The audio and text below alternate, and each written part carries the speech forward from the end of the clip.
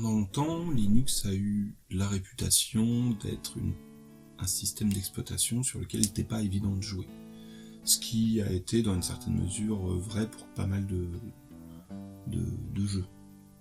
En l'occurrence, maintenant, il y a pas mal de solutions pour pouvoir jouer sous Linux.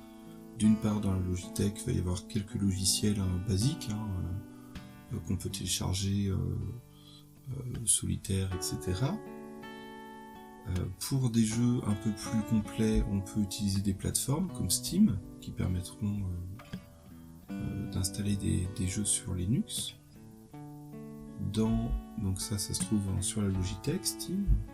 Play on Linux permet aussi de télécharger beaucoup de jeux qui vont fonctionner sous Linux. On peut télécharger pour du rétro gaming un émulateur de DOS. Ainsi on va pouvoir jouer à des jeux en DOS. On peut aussi maintenant jouer à pas mal de jeux DOS directement en ligne. On pourrait de la même manière aussi télécharger des jeux qui sont faits à l'origine plutôt pour de l'arcade. Toujours dans le rétro gaming, on a ScummVM qui s'installe dans la Logitech également, qui va permettre de jouer à beaucoup de vieux jeux de type point and click.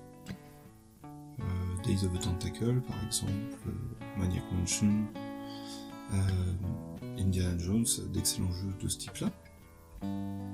Et pour des jeux plus modernes, on va avoir des plateformes comme Lutris. Lutris qui va permettre de jouer à des dizaines de milliers de jeux, littéralement. Alors, donc si nous allons dans Games, combien y en a-t-il? Hop, nous avons 66 911 jeux sur lesquels on peut jouer sous Linux. Et un peu dans la même veine, on trouve ProtonDB, donc ici avec 13 200 jeux jouables. Donc on est sur des jeux vraiment modernes dans ce cas-là. Et enfin, une autre possibilité pour jouer, mais bon, avec ce qu'on a vu normalement, il n'y a pas besoin d'aller jusque là. Il y a Wine qui permet de lancer des jeux ou des applications qui normalement ne fonctionneraient que sous Windows.